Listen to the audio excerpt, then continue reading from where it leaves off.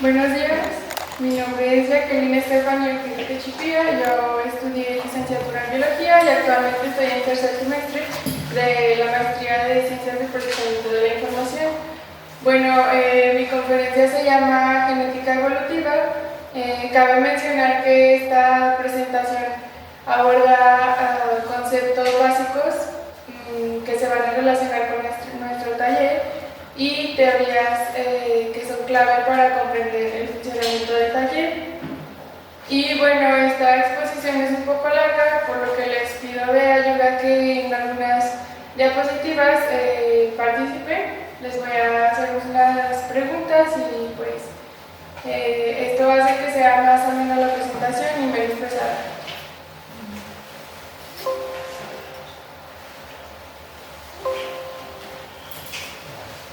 Bueno, voy a comenzar mencionándoles que existen varias teorías de la evolución. Sin embargo, ahorita hay una teoría que es la que está aceptada por la comunidad científica. Más adelante les voy a mencionar cuáles fueron los precursores de esta teoría para que no se vayan a complicar la existencia, y finalmente la última teoría que les mencioné va a ser la teoría que es la actual.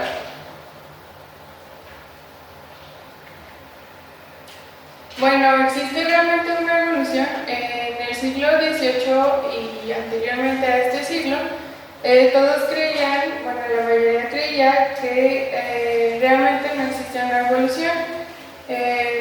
Aquí podemos observar una imagen de lo que sería el fijismo. Esta teoría nos menciona que los seres vivos surgieron de un creador, de un ser superior a nosotros, y estos seres vivos siempre permanecieron fijos, es decir, nunca hubo una evolución, las especies siempre han sido las mismas. El hombre siempre ha sido el hombre, el mono siempre ha sido el mono, y no cambiaron en absoluto. Bueno, esta imagen creo que todos los hemos visto, todos los hemos observado, y pues aquí es donde quiero preguntarles a ustedes qué relacionan con esta imagen, qué conceptos, qué teorías, o ustedes cómo me podrían explicar esta imagen. Muy bien, ¿alguien más? Bueno, algunos ya tienen un concepto más acertado a lo que sería la evolución, porque ya han tenido plática conmigo o algo así, pero quisiera otra persona que no haya tenido esta plática que me pueda decir qué relaciona con esta imagen. Pues sí, ¿no? Que la necesidad prácticamente obliga al individuo a, pues como dice el compañero, a adaptarse, y eventualmente en el trascender del tiempo su cuerpo se adapta a sobrevivir. ¿Alguien más? Bueno, pues prácticamente existen varias teorías, como les mencionaba, y quiero que observen muy bien esta imagen porque me voy a basar mucho en esta imagen como ejemplo en las siguientes teorías. Bueno, tenemos la primera teoría aceptada, que sería la teoría de Lamarck. Lamarck fue el que acuñó el término de biología y fue el fundador de la primera teoría de la evolución y también de la paleontología de los invertebrados.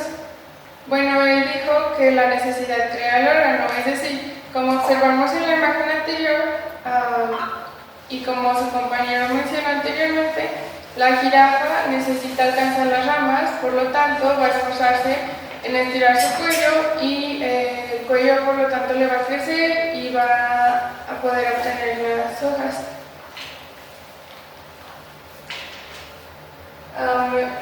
También nos menciona que hay dos fuerzas que combinadas dan la evolución, y una sería que los organismos siempre tienden a ser más complejos, y la otra sería que los organismos se acomodan a su medio externo. Como les mencionaba la imagen de la jirafa tuvo que estirar su cuello para poder alcanzar las ramas porque necesitaba alimento y necesitaba adaptarse a su medio. Y bueno, él se basa en dos teorías, que sería la teoría del uso y desuso. Esta teoría simplemente nos habla de que si el organismo va a usar ese órgano se va a desarrollar, y si el organismo no utiliza ese órgano, este órgano se va a degradar. Y la teoría sería la herencia de los caracteres adquiridos, es decir, que la modificación que se realizó se va a heredar a su descendencia. ¿Cuáles son los puntos negativos de esta teoría? Prácticamente Lamarck todavía creía la generación espontánea. Todos conocemos que actualmente esta teoría de la generación espontánea pues ya fue refutada por nuestro científico Louis Pasteur, en el que hizo un experimento en el que, este experimento se hizo en un cuello de ganso, y prácticamente él observó que las especies, un organismo no puede surgir de materia inorgánica de la nada, no se puede crear de la nada, y tampoco de materia inorgánica o una mezcla. Es decir, aquí se formaban los organismos porque no había una esterilización, y pues esto causaba que existieran organismos de la nada, por así decirlo.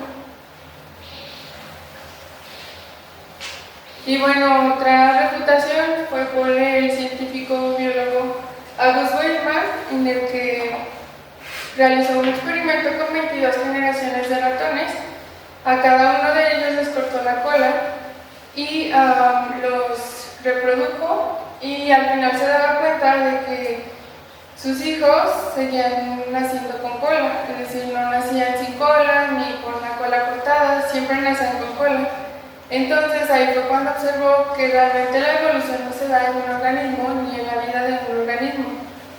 Y pues prácticamente los cambios en el cuerpo no se dan durante las células reproductivas, no afectan las células reproductivas, y pues igualmente a lo largo de la vida de un organismo no hace que lo herede a sus descendientes. Bueno, aquí tenemos otra imagen de Darwin y Wallace. Quiero que me ayuden a levantar la mano las personas que conocen a Wallace.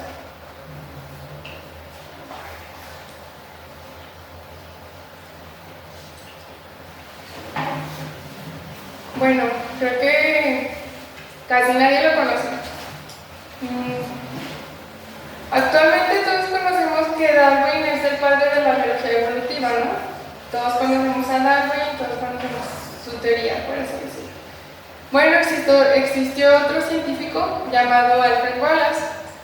Él fue contemporáneo de su época, y pues los dos realizaron un viaje a unas islas, cada uno en una isla separada.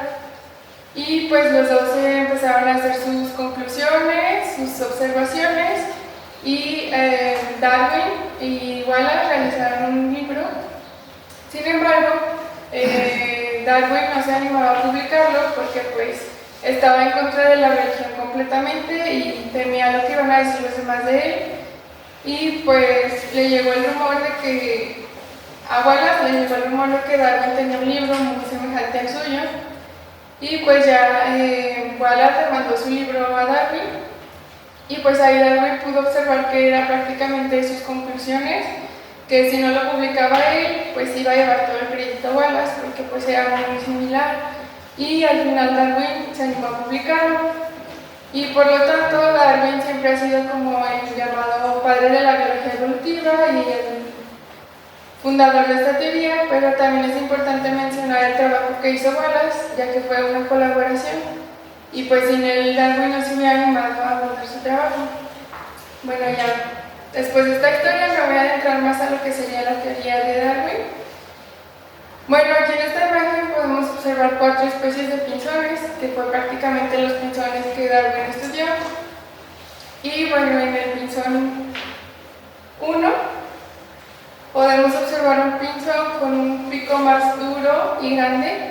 Este pico lo utiliza porque necesita alimentarse de frutos secos duros.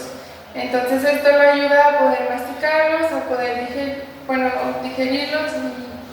Y en la imagen del pinzón número 4 vemos un pinzón muy similar, sin embargo tiene un pico muy delgado y alargado.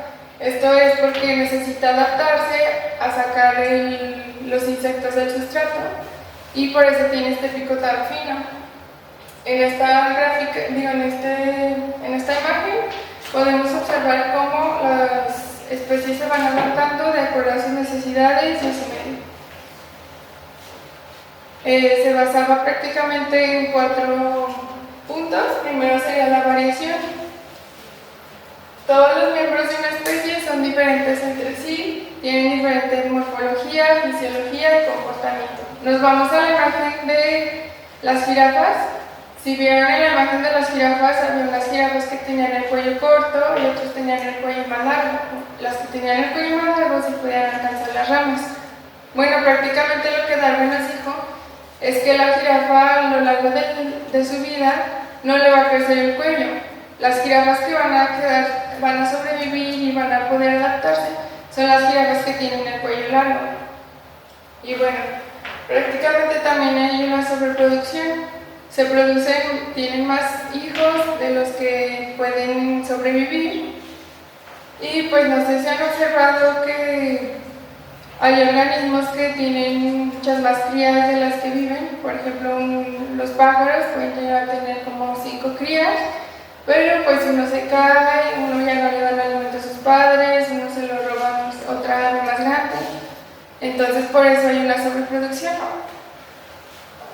También la selección natural, lo que les mencionaba, los organismos con mejores características son los que se van a adaptar, los que no pues van a extinguirse o van a morir.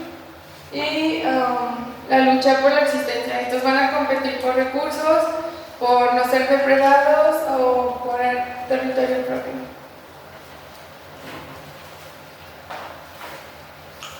Bueno, finalmente voy a ir a la teoría que es aceptada actualmente y sería la teoría neodarwinista.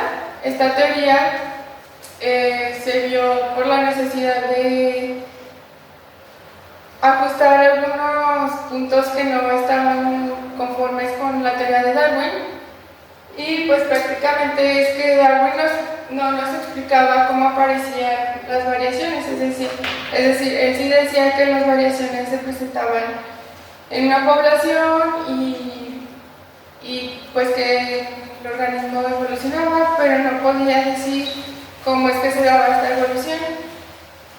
Bueno, juntaron la paleontología, los principios básicos de genética y la teoría de Darwin para así llegar a esta teoría neodarwinista. Estos 4 científicos fueron los fundadores de la teoría neodarwinista y prácticamente ellos nos mencionan que la unidad de evolución es la población. A lo contrario de Lamarck siempre nos mencionaba que la evolución se va a dar en un organismo, es decir, que el organismo va a adaptarse y va a evolucionar a lo largo de su vida.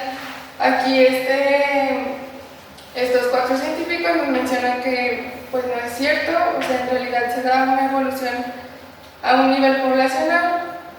Y pues lo que les mencionaba, una población se las puedo definir como un conjunto de individuos de la misma especie y estos coexisten en el mismo espacio y tiempo y estos se pueden reproducir.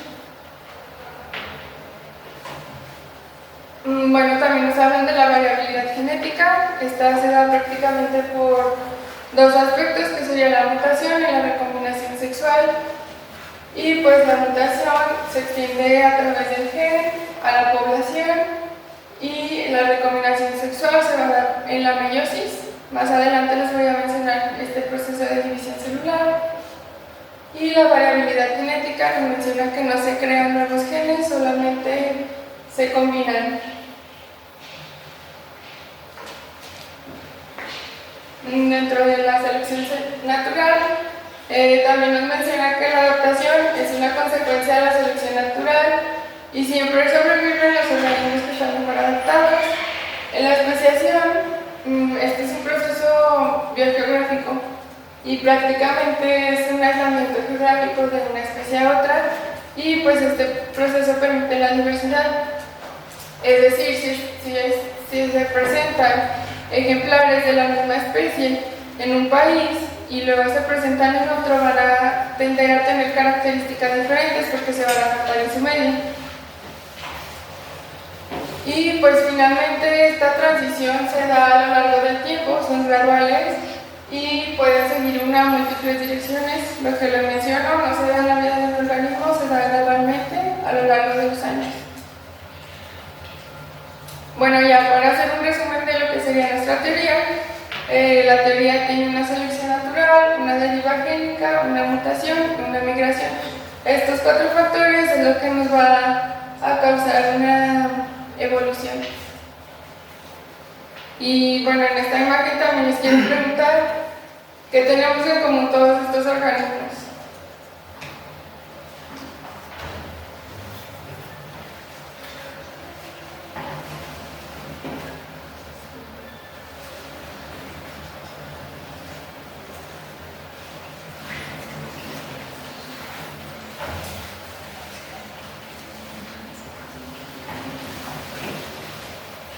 Que no les dé miedo, tiene una respuesta mala. Tienen un pariente en común. Ajá, tiene un ancestro en común. ¿Nadie más? ¿O alguna otra característica? Todos sabemos, solo es cuestión de que se animen.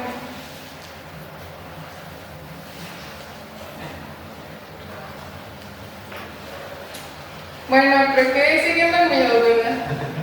Bueno, estos organismos, todos somos seres vivos, de las bacterias, animales, plantas, somos seres vivos. Bueno, los virus todavía están, que no sabemos si sí o si no. Y otra característica, bueno, aparte de que tenemos un ciclo de vida, nos alimentamos, todo eso, sería que todos estamos compuestos por células. Puede ser una o más células, y bueno, vamos a adentrarnos más a lo que sería la célula. Hay dos tipos, se divide en 2 tipos de células, que sería la célula eucariota y la célula procariota. Podemos saber que la célula procariota es una célula más básica, más primitiva. Nuestros primeros ancestros eran células procariotas. Y bueno, se diferencian de las células eucariotas. Quiero ver si alguien me quiere decir cuál es la principal diferencia. A todos nos dejaron nuestra maqueta en primaria o en secundaria de la célula eucariota y procariota, entonces...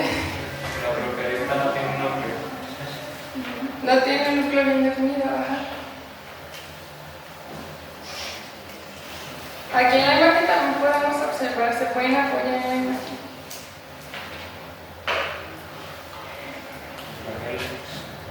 Ajá, las células procariotas tienen un flagelo para movilidad y las células eucariotas no. Sin embargo, hay células eucariotas que sí presentan un flagelo, como serían los espermatozoides, pero su flagelo no es más complejo que el de la célula procariota.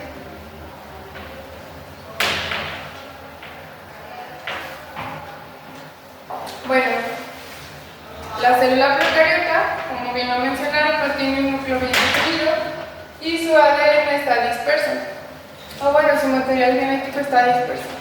Se conforma por la fibra, la cápsula, la membrana externa, espacio periplasmático, membrana interna, pared celular, plasma, pili, que son como estos pelitos, y mesosoma. Y recordemos que la célula procariota, pueden acordarse de que es la célula que no tiene núcleo por su palabra. Del griego pro, del griego antes, cariota, del griego núcleo, procariota antes del núcleo. Y bueno, la célula eucariota, verdadero, cariota, núcleo, tiene un núcleo verdadero.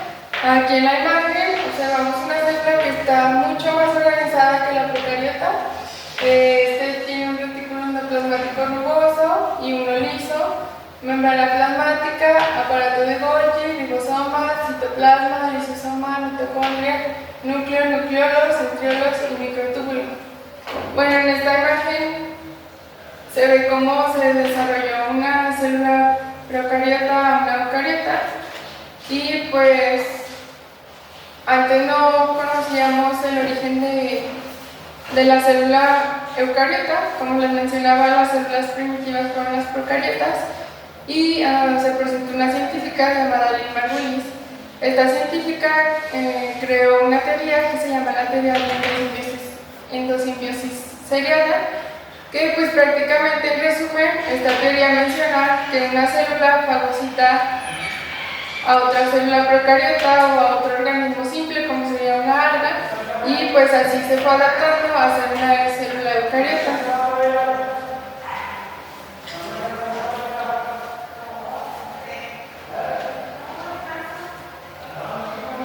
Bueno, aquí ya más general de lo que se diferencia a la célula procariota o eucariota sería que, como les menciono, las procariotas son más primitivas, las eucariotas son más evolucionadas, las procariotas son más pequeñas, de 1 a 10 micras, las eucariotas de 10 a 100 micras. Procariotas no tienen organelo ni núcleo y tienen el ADN disperso. En las eucariotas tienen organelos, tienen núcleo y el ADN está en el núcleo y es lineal.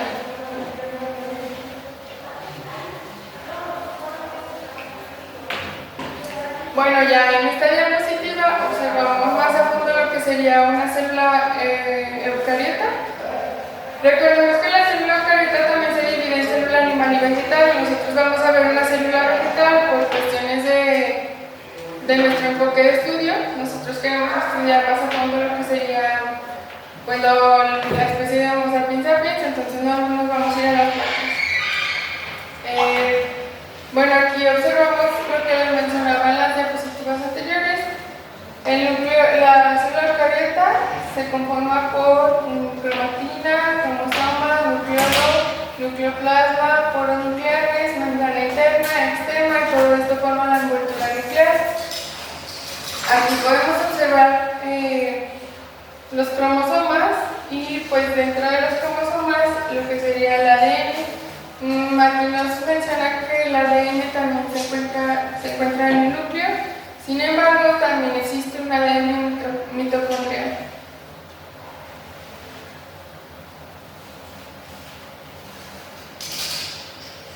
Bueno, con este esquema les quiero dar una pequeña ayuda de cómo vamos a trabajar aquí. Nosotros empezamos hablando de lo que sería una célula, vamos a pasar a hablar de lo que es un cromosoma, que se encuentra dentro de la célula, como lo vimos en la imagen anterior, y de ahí nos vamos a ir a los genes y vamos a finalizar con lo que sería ADN y el dogma central de la biología molecular. Bueno, todos hemos escuchado de los cromosomas.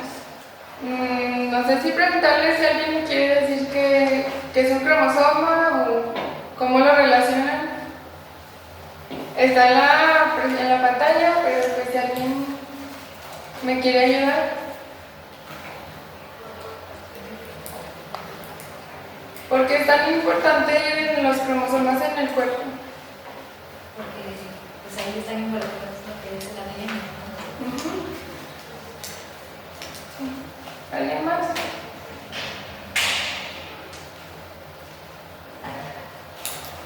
Bueno, prácticamente es nuestra información genética, es cómo estamos compuestos y lo que nosotros vamos a heredar. Este se encuentra al interior del núcleo de la célula y pues forma las proteínas y ADN están dentro de este cromosoma. Como les mencionaba, no solo se encuentra en el núcleo, también hay un ADN mitocondrial. Bueno, los cromosomas sí se encuentran solo en el núcleo.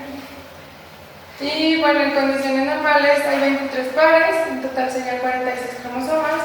El último sería el par sexual. Aquí tenemos una imagen de los cromosomas en Homo sapiens sapiens. ¿Alguien me quiere ayudar a decir de qué género es esta imagen? Es decir, ¿es de hombre o es de una mujer? ¿De hombre? Ajá. XX es de mujer, XY es de hombre. Prácticamente lo que define el género solo sería el último par de de cromosomas. Y bueno, nos vamos a ir a lo que sería la división celular. Esta división celular se da de dos formas, la meiosis y la mitosis. La mitosis se da para las células en general del cuerpo y la meiosis para las células sexuales. Esto también todos los hemos visto desde primaria, secundaria, alguien quiere ayudar a decir cuál es la diferencia o en qué se define cada una. Bueno, que la mitosis crea dos copias exactamente, dos copias idénticas. Y con todo el material genético, o sea, en el caso de los 23 pares, es con los 23. Y en la meiosis se crea como una no media célula, sino una célula con la mitad de la información genética. Se crean cuatro células y cada una tiene la mitad de la información genética del individuo. ¿Alguien más?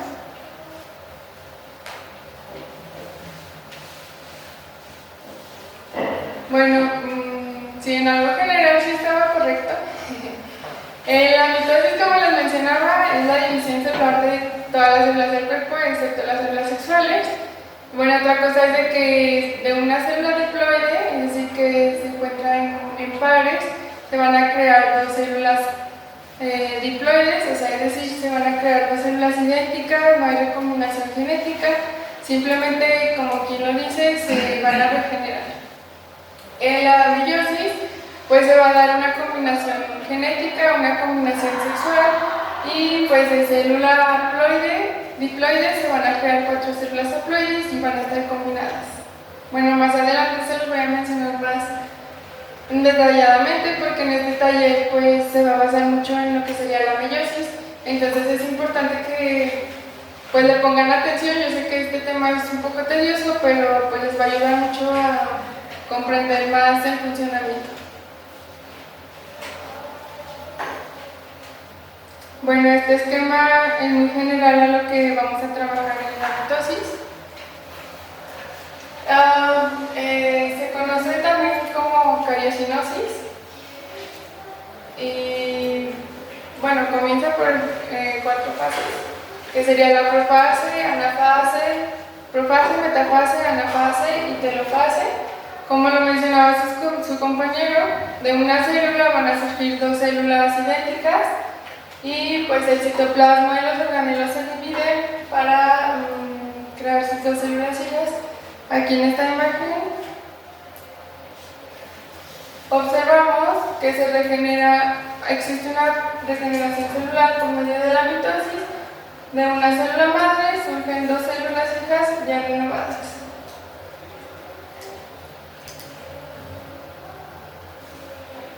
Bueno, comenzamos por la profase.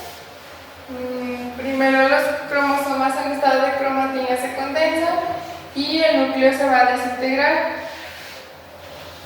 La célula comienza a deshacer algunas estructuras y construye otras, y pues así comienza la división de los cromosomas.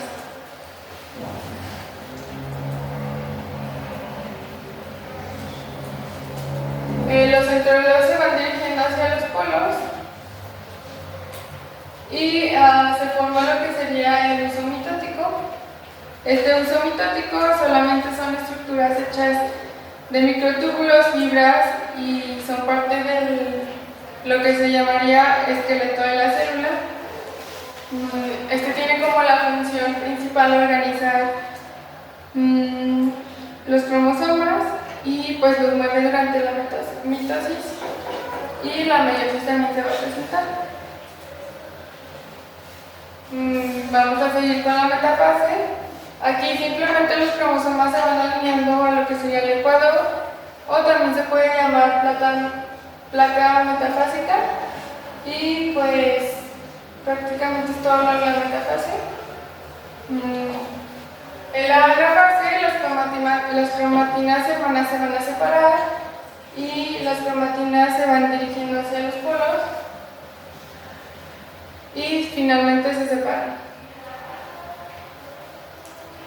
En la telopase, los cromosomas se desarrollan y pasan a ser un estado de cromatina.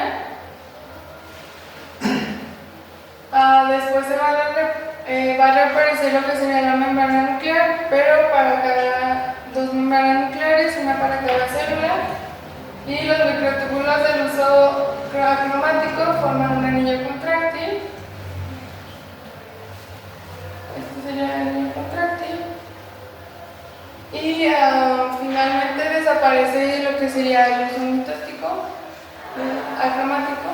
Como ven aquí ya se presentan las tiritas verdes, que bueno, así las denomino, pero sería el uso. El anillo contráctil va a dividir la célula y al citoplasma y se van a originar dos células hijas. Esta división celular pues, es la división celular más simple porque no hay una recombinación genética. Sin embargo, en la meiosis sí es un poco más complejo. Aquí el contenido cromosómico de las células germinales se va a reducir a la mitad y así va a formar los gametos. En el hombre serían los espermatozoides, en la mujer los óvulos o el óvulo. Y igualmente aquí tenemos una presentación de cómo se va a dividir la meiosis. Se divide en dos partes, la meiosis 1 y la meiosis 2. En la meiosis 1 hay una etapa reduccional, es decir, se reduce el número de cromosomas y está conformado por profase 1, metafase 1, anafase 1, telofase 1. En la meiosis 2 ya es cuando se va a hacer una etapa exponencial y se divide en profase 2, metafase 2, anafase 2 y telofase 2. Bueno, aquí se diferencia mucho de la mitosis. Los cromosomas se van a condensar porque así es más fácil separarlos. Después va a desaparecer la membrana nuclear. Se forma el uso cromático.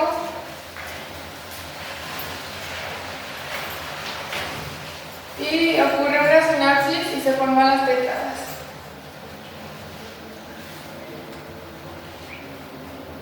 Aquí están las tetradas. Y aquí es cuando se da un entrecruzamiento cromosómico. Podemos observar las tetradas. Y aquí podemos llamar un cromosoma naranja y un cromosoma azul. El cromosoma azul va a combinarse con el cromosoma naranja y el naranja con el azul. Más adelante se los voy a mencionar. Bueno, aquí en esta imagen tenemos un ejemplo de cómo se da el entrecruzamiento genético. Bueno, este se da en genes que son homólogos, es decir, el gen podemos llamarlo 1 con el gen 2, son homólogos, por lo tanto se va a poder dar un entrecruzamiento y pues se van a alojar en el mismo lugar de cada gen. Aquí el lugar que se aloja sería el lugar B al C, igualmente aquí sería del B a C, y este se va a combinar y se van a entrecruzar.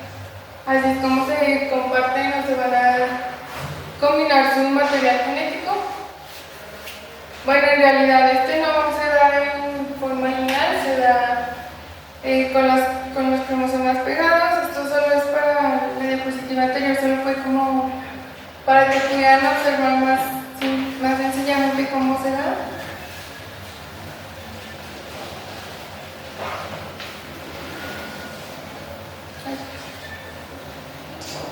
Y bueno, después de que se da una recombinación genética, cabe mencionar que esta recombinación es aleatoria o también puede ser inducida. Los cromosomas se alinean a la placa ecuatorial y pues después los cromosomas homólogos se van a separar y pues eso hace que haya una variación entre los gametos, es decir, no van a ser los mismos que la célula madre, a diferencia de la mitosis, y pues está, como lo mencionaba, se da una distribución al azar. En la telofase 1, los cromosomas se van a desenrollar y pasan de ser estado de cromatina, lo que hace que sea más fácil su división, y van a reaparecer las membranas nucleares, se desaparece el uso cromático y los microtúbulos van a formar un anillo contráctil. Aquí si pueden observar ya se está como diferenciando las células y podemos deducir que ya se van a dividir.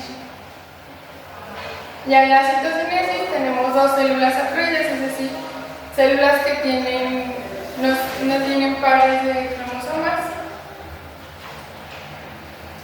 Y nos vamos a ir a lo que sería la profase 2. Una vez recombinada genéticamente los cromosomas, va a desaparecer la membrana nuclear, los cromosomas se van a condensar, forman el uso cromático, se alinean al ecuador, se van a separar las cromatinas hermanas. Si se fijan, es muy similar a la mitosis. Una vez ya teniendo la recombinación genética, reaparece la membrana nuclear, los cromosomas se desarrollan y pasan a ser estado de cromatina, desaparece lo que sería el uso cromático y forman un anillo contráctil. Aquí ocurre una división celular y van a surgir 4 células haploides con una recombinación genética. Bueno, ya para finalizar esto de la meiosis, tenemos que una célula germinal está basada en 46 cromosomas, 23 pares homólogos y son células diploides. En la meiosis tenemos a los espermatozoides y a los óvulos con 23 cromosomas, no son pares, solo son 23 cromosomas y son células haploides. Estos van a tener una fecundación en el cual se van a juntar, por así decir, los 23 cromosomas del espermatozoide más los 23 cromosomas del óvulo y así nos va a dar lo que sería la célula con 46 cromosomas y con 23 pares. Este sería el resultado de la meiosis. Bueno, dentro de lo que sería el cromosoma, y como les mencionaba anteriormente en la imagen, pues tenemos algunos aspectos que deberían de importarnos para conocer lo que vimos anteriormente, y uno de estos sería el alelo. El alelo prácticamente es la forma en la que se puede manifestar un gen. Si vimos en la imagen de la recombinación genética, se pasaba una parte del cromosoma naranja a una parte del cromosoma naranja al cromosoma azul. Bueno, esto solo sería cómo se va a manifestar el gen. Y bueno, aquí tenemos el gen de los ojos azules y el gen de los ojos cafés. Nos dio como resultado unos ojos cafés. Esto es porque el gen dominante sería el gen de los ojos cafés. Y tenemos el locus, que solo es la localización del gen. Aquí podemos observar el locus, igual lo podemos llamar de ojos cafés y de ojos azules. Si vemos en la imagen de la meiosis, la recombinación genética se da en la misma parte específica de los genes, de los cromosomas homólogos, de los genes homólogos, perdón.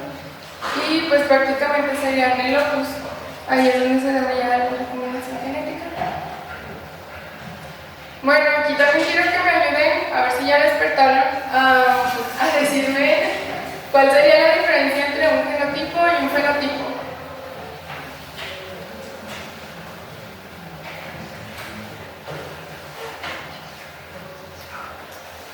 Podría decir que el fenotipo son características más expresadas, bueno, que contienen a la persona y fenotípicamente son las características que se expresan y pueden hacer notar. ¿Alguien más?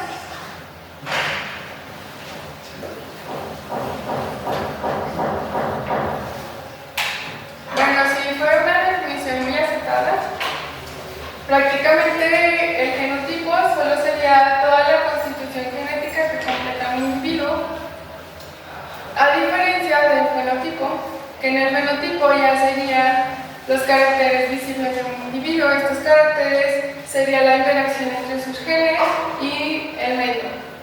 Aquí podemos observar a un grupo de personas que tienen características diferentes. Bueno, esto sería un resultado de su fenotipo, es decir, de su material genético y de su medio. No sé si ustedes han escuchado hablar de que las personas que viven en lugares, bueno, por ejemplo en lugares calientes, tienen un color de piel totalmente diferente a las personas que viven en lugares fríos. Bueno, esto también, aparte de su fenotipo, pues sería un efecto del medio, y pues todo eso es para adaptación. Bueno, aquí tengo una pregunta para ustedes, no me la van a responder, solo quédense con ella. ¿Realmente el ser humano sería el organismo más complejo? Y no solo me refiero al tamaño de su genoma, aunque aquí me voy a basar en eso. Tenemos una bacteria muy conocida como modelo biológico, que sería Escherichia coli, y pues está formado por 4.6 por 10 a la 6 pares de bases. Después está el Homo sapiens, que ya sería 3.400 por 10 a la 6 pares de bases. Y pues tenemos a la ameba dupla, y prácticamente la cantidad de tamaño del genoma pues nos quedamos muy cortos a comparación de ella. Pues esto es un ejemplo de cómo realmente el tamaño del genoma puede llegar a afectar o no a la complejidad de un organismo, porque pues si recordamos las bacterias, si recordamos las amebas, pues son organismos, por así decirlo, muy simples, los llamamos muy simples, y pues aún así su tamaño de genoma es muy grande. Y bueno, aquí tenemos otra comparación de otras especies contra el ser humano, y es la similaridad genética que tenemos. Todos hemos conocido que hubo fue muy llamativo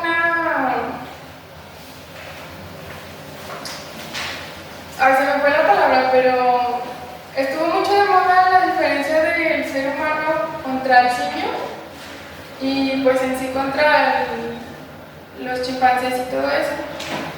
Y bueno, antes sabíamos que nosotros éramos mucho más complejos por nuestra formación del neocórtex, por nuestro lenguaje, por nuestra característica de utilizar herramientas. Sin embargo, pues en sí genéticamente solo tenemos 1% o menos de diferencia con los chimpancés, y pues con otros animales un porcentaje mínimo como 70%, 80%. Y pues imagínense si del Homo sapiens sapiens al chimpancé, a los simios, solo es 1% diferente. ¿Qué porcentaje tendríamos entre individuos de una misma especie? Es decir, ¿qué porcentaje tendría yo diferente a ustedes? Pues prácticamente es casi nada. Aquí quiero que me ayuden diciendo ejemplos de mutaciones. Todos sabemos que es una mutación muy por encima, y todos sabemos ejemplos de mutaciones.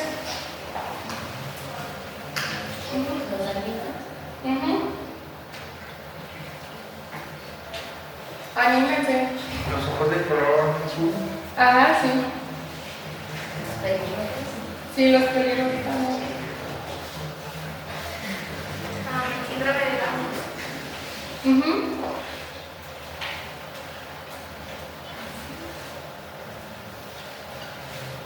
A ver, ayúdenme diciendo una mutación que puede afectar al cuerpo.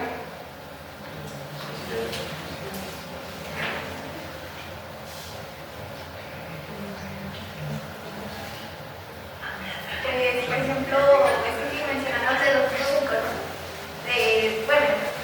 las que tienen las uñas como más sensibles que son oscuros. Bueno, otro díganme un ejemplo que no afecta ni beneficia al cuerpo. Como algo de simple estética. El cabello. Ujú. Y bueno, ahora un ejemplo que sí lo beneficia.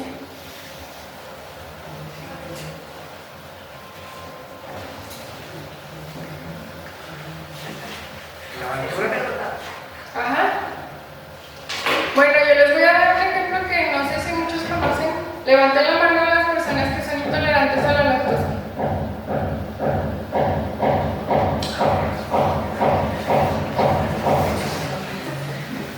Que no les dé miedo decir. ¿Nadie? ¿Todos son tolerantes? Bueno, actualmente sabemos que la intolerancia a la lactosa no es una mutación. La mutación es que seamos tolerantes a la lactosa. Entonces, el ser humano está creado para ser intolerante a la lactosa, dejar de crear la lactasa es la enzima que puede digerir la lactosa. En la edad temprana o niñez temprana, como de 3 a 6 años. Sin embargo, pues en algunos países se desarrolló la tolerancia a la lactosa. Un ejemplo de esto sería en los países fríos.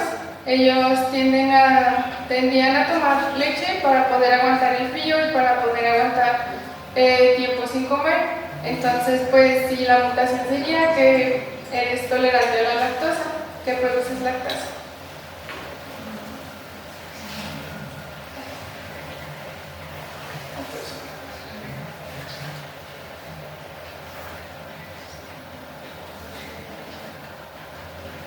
Ay, perdón, dándole otro lado. Ya. Bueno, aquí tenemos otro ejemplo. Como lo mencionaba lo de los ojos de color, esta mutación se llama heterocromía y se basa en tener dos colores diferentes en el iris, es decir, o un color en un iris y otro color en otro iris. En esta imagen tenemos un ojo azul con café y también se puede presentar en un ojo azul y el otro café. Si han visto, la gente casi no tiende a tener esta mutación, es muy difícil encontrarla, pero se han visto en algunos animales que sí se presenta, como por ejemplo los gatos, yo los he visto mucho, o los perros. Y bueno, aun cuando vimos que todo este proceso biológico de división y de formación de los materiales parece ser perfecto, existen errores y mutaciones que pueden generar cambios en el cuerpo del organismo. Aquí tenemos otro ejemplo de mutación que sería una tortuga con dos cabezas. Y bueno, esta mutación puede ser al azar o inducida o espontánea. Y pues queda como cambio permanente heredable en la secuencia del ADN en nucleótidos o solamente en la disposición del genoma.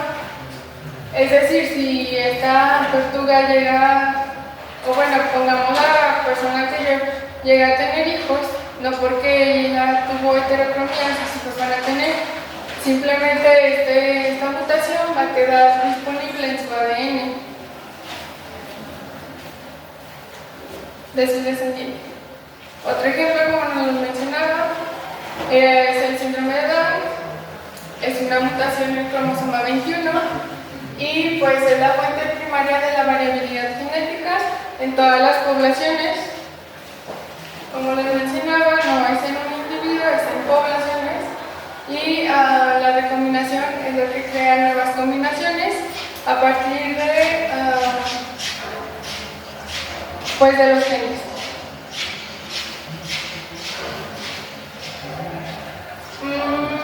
¿Todos sabemos lo que es un ADN o no lo sabemos?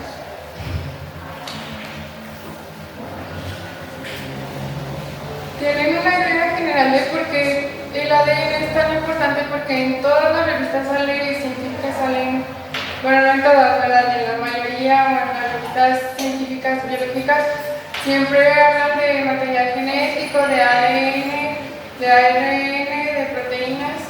¿Alguien me quiere ayudar diciendo, pues, realmente qué sería un ADN o qué relaciona con ADN.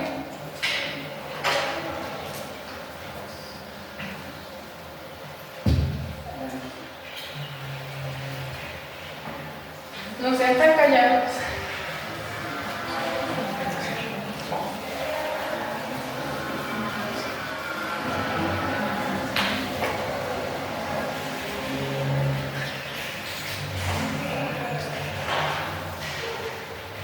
Bueno, veo que comentan entre ustedes, comentan todos. Bueno, que contiene el ADN contiene la información que nos describe como individuos y también tiene codificado como la forma de sintetizar las proteínas que que usamos, que necesitamos como seres vivos. ¿Alguien me quiere ayudar con ARN? Casi no se escucha, pero pues está bien presente. Es medio de aire.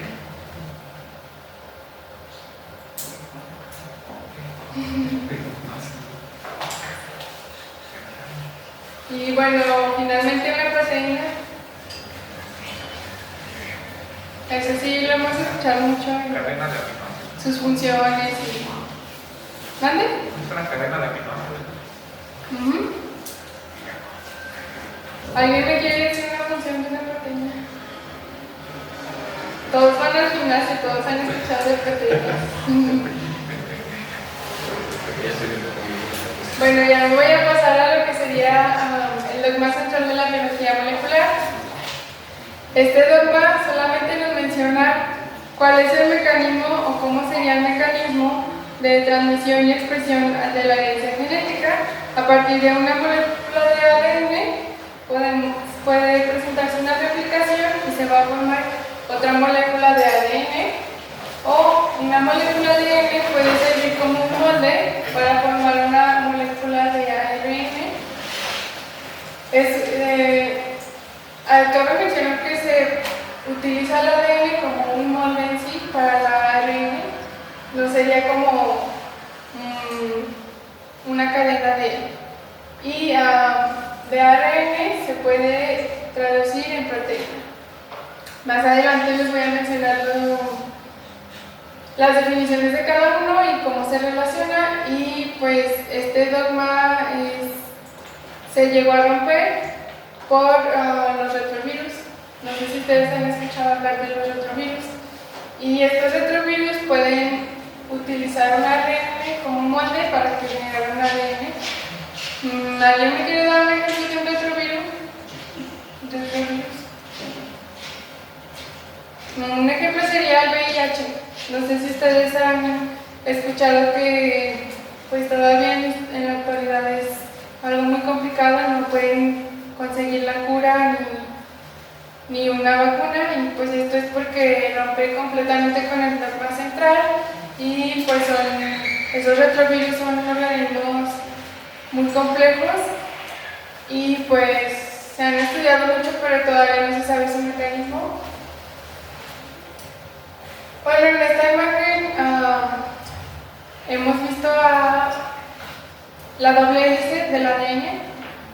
Bueno, existen dos personas a los que se les atribuye el ADN, la formación de ADN en doble cadena. Estas dos personas son Watson y Crick, y bueno, también algunos colaboradores, pero prácticamente todo el mundo sabe que ADN, Watson y Crick. Bueno, se presentó una científica, Rosalind Franklin. Esta científica tomó una fotografía, la famosa fotografía 51, y Watson y Crick se basó en su trabajo para poder llegar a la conclusión de que el ADN se formaba de una estructura de doble hélice.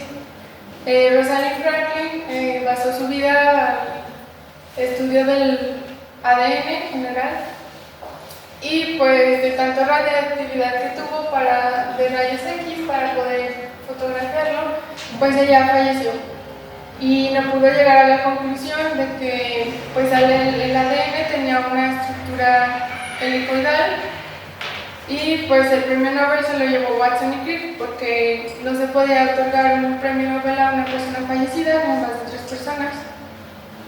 Y pues es importante saber que ella aportó a lo que ahora conocemos como el ADN y pues también es importante porque ella jamás otorgó su trabajo a ellos, es decir, ese trabajo les llegó por manos de otra persona y pues honor a quien honor merece y para que la conozcan. Bueno, esta estructura casi perfecta es una estructura que se basa en 4 bases nitrogenadas. Se forman pares de bases, una purina con una pirimidina y las bases serían citosina, guanina, adenina y timina y pues esto se da por una hélice de azúcar fosfato. Prácticamente se llama ácido desoxirribonucleico por su pentoso, por su azúcar, que sería una desoxirribosa. Este ADN está conformado por una doble hélice, como les mencionaba anteriormente, y pues se lee de 5' a 3'.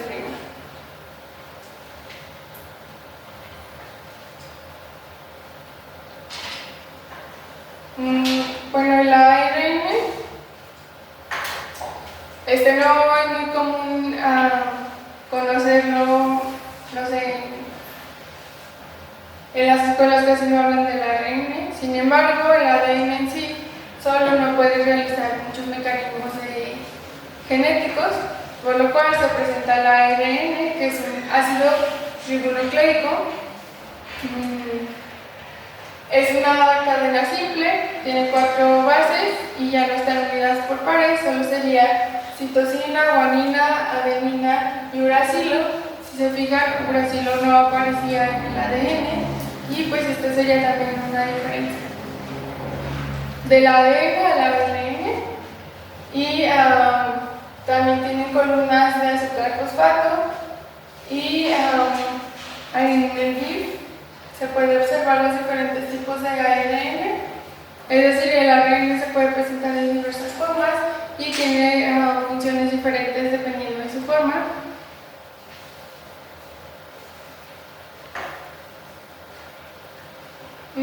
Actualmente también se conoce un ARN que es de información genética y pues como les mencionaba, este ARN solo se presenta en retrovirus.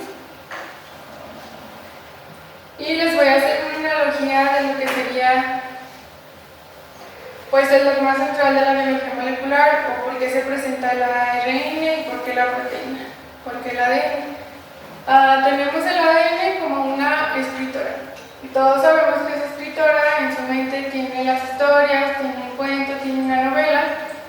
Sin embargo, ella necesita de un papel y una pluma o de un dispositivo móvil o de cualquier otro dispositivo para poder escribir un libro y que los demás conozcan lo que ella piensa o su conocimiento. Bueno, pues aquí el ADN sería la escritora, sería la persona pensante, el ARN mensajero sería el papel y la pluma o la computadora y el libro sería una proteína. Es decir, el ARN sirve como un mediador para que el ADN pueda convertirse en una proteína o pueda producir proteínas.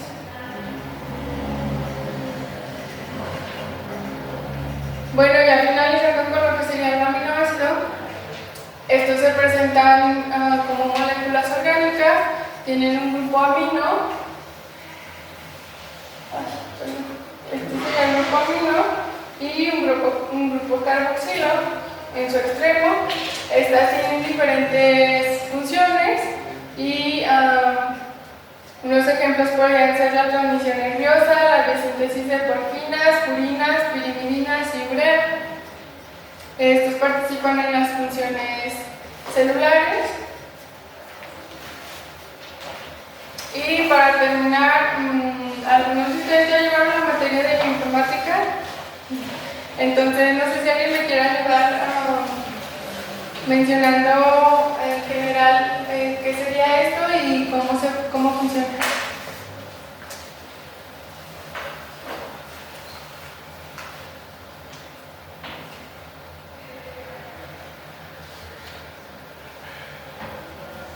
la tabla de traducción para ARN, ¿no? En este caso por el Brasil. Y básicamente se hacen los colones, son básicamente las uniones entre, bueno, en una secuencia, una cadena, es que no sé explicarlo bien, una cadena pues quedan todos estos caracteres, ¿no? Que son básicamente las bases, y pues se separan en colones que serían grupos de 3 para, pues, posteriormente, bueno, que serían más bien cada una pues, proteínas, o la manera en que se formaría la proteína con base en el ARN. Más o menos.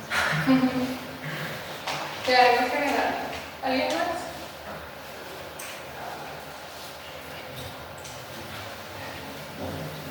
Bueno, prácticamente este es un código genético. Este código genético podríamos denominarlo como las instrucciones para generar una proteína de acuerdo a las bases nitrogenadas. Y pues este código genético es un código universal, es decir, en todo el mundo se lee igual, en casi todas las especies se utiliza este código y se dice que es degenerado porque se pueden hacer varias combinaciones que llegan a un aminoácido. Bueno, aquí tenemos el ejemplo de un codón. Bueno, está dividido en codones, que son 3 nucleótidos. Y podemos observar que, por ejemplo, en UC, estos todos dan el mismo aminoácido. Esto nos lleva a dar que es un código genético degenerado. También hay un codón de entrada, que sería el que se presenta en verde. Es decir, no se puede dar una replicación si no se presenta este codón. Y hay 3 codones separados, que serían los que se presentan en rojo. No va a parar la replicación hasta que se presenten estos 3 codones. Y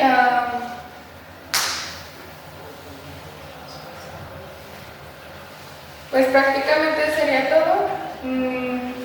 Mencionando que pues estas codones, este código genético es lo que nos va a definir cómo se posiciona nuestra proteína y cuál proteína se va a generar. Y bueno, de mi parte es todo. No sé si alguien tiene una pregunta o algo así.